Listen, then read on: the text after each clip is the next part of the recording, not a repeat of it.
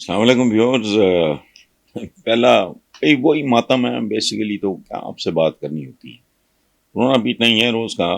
اب پتہ چلا ہے کہ اسلام آباد میں پی ٹی آئی کا جو جلسہ تھا اس کی اجازت انتظامیہ نے وہ خود دی تھی. اس کو رات کو اچانک بغیر کسی وجہ کے پولیس جلسہ گاہ میں گھسی اور دھاوا بول دیا. اللہ اللہ خیر سلام. پی ٹی آئی کے ساتھ اس طرح کا سلوک تو خیر مدتوں سے جاری ہے. ایک بات میں مجھے سمجھ نہیں آتی. میں ایک ایوریج سا اوسط درجے کا آدمی ہوں. مجھے پتا ہے کہ جب کسی کو ڈینائل، میں نے مثالیں بھی دی ہیں. امریکہ میں ایک بار شراب بند ہوئی، شراب کی ڈیمانڈ بڑھ گئی، جرائم بڑھ گئے، ایل کپون جیسے بدماش پیدا ہو گئے. یہ وہ جس منحوس نے، احمق نے، لانتی نے یہ کام کیا تھا، اس نے ایک بڑک ماری جب یہ قانون پاس ہو گیا کہ شراب بند. اس نے کہا اب یہ قانون ریورس نہیں ہو سکتا. اس کا ریورس ہونا ایسا ہی ہے جیسے اسٹیچو آف لبرٹی جو امریکہ کا، وہ چڑیا چونچ میں لے کے چاند پہ چلی گئی. چند سال کے بعد امریکن چکے ذہین لوگ تھے، انہوں نے کہا شراب کے نقصانات جتنے بھی ہیں، اس کی بندش سے اس کے نقصانات میں کئی گنا اضافہ ہوا. جرائم بڑھ گئے، ٹیکسز اس کے جو ختم ہو گئے، جگہ جگہ جعلی شراب ملنی شروع ہو گئی، گینگز بن گئے اور ایل کپون جیسے بدماش میدان میں آ گئے. اور یہ وہ ریورس ہو گیا. وہ جو چپڑ کا ناتیہ تھا، چبل، وہ ذلیل ہوا. یہ امریکہ میں ہوا ہے. ہسٹوریکل بلنڈرز ایک کتاب ہے، وہ میں نے سما والے اپنے پروگرام میں دکھائی ہے. وہ انگریزی کی کتاب ہے. ان جاہلوں کو سمجھ نہیں آتی یہ بات. پھر اسی طرح اسکینڈینیویا میں، مجھے ملک کا نام بھول رہا ہوں، 3 ملک ہیں ان میں سے پتہ نہیں، وہاں پورنو لٹریچر، فوش لٹریچر، اس پہ پابندی تھی، لیکن وہ بہت بکتا تھا.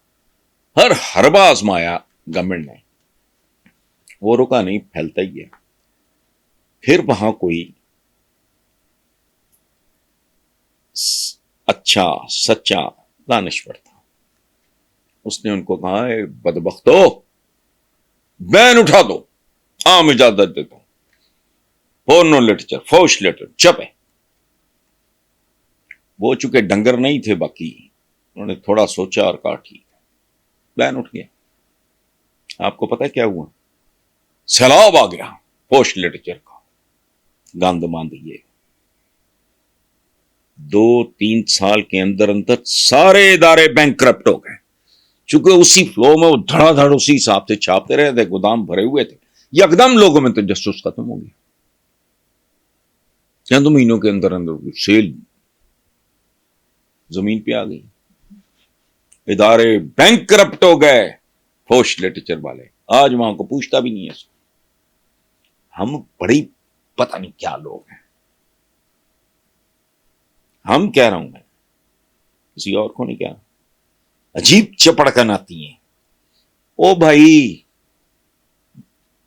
جتنی دیر یہ ایک ریئیکشن پیدا کرتا ہے. پیپل فیل انسلٹیڈ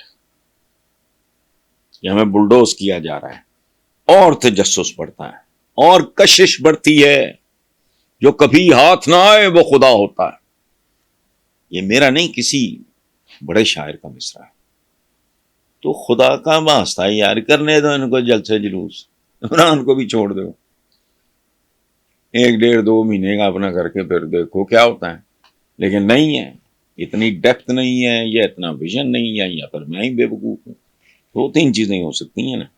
تو بہرحال عوام پہلے ہی غیظ و غضب کے عالم میں ہے، اوپر سے اس طرح کی باتیں کر رہے ہو. تو یہ رویہ حکمرانوں کے لیے نفرت میں اتنی خوفناک ضربیں لگ رہی ہیں. لیکن پتہ نہیں، ایک آتش فشاں ہے. میں ایک زمانے میں کہا کرتا تھا پاکستانی قوم جو ہے نا، یہ آج سے کافی سال پرانی، میرے کالموں کے مجموعے میں شامل ہے.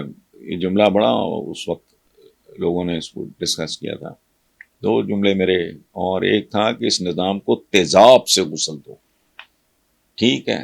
ایک جملہ یہ تھا کہ پاکستانی قوم آتش فشاں کے دھانے پہ بیٹھ کے پکنک منا رہی ہے. اب مجھے لگتا ہے کہ آتش فشاں کسی وقت بھی اگر لاوا اگلنے لگا تو پھر پتہ نہیں، وہ نہیں دیکھتا، پھر زلزلہ یہ نہیں دیکھتا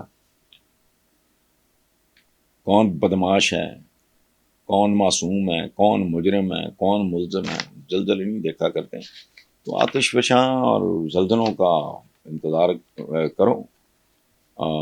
یہ جو سیاسی استحکام کی جو سو کالڈ باتیں کرنے والے ہیں، یہ باتیں ہی کرتے ہیں، ان کی عقلیں اتنی ہیں. ادروائز جو میں کہہ رہا ہوں کون سی قیامت آ جائے گی. میں تو کہتا ہوں جلد سے جلد میں پابند کرنے دیں. عمران خان کو بھی چھوڑو، جڑی توپ چل جائے گی، لیکن نہیں، یہ چلوائے بغیر نہیں کریں گے. بس ٹھیک ہے، چھوڑو.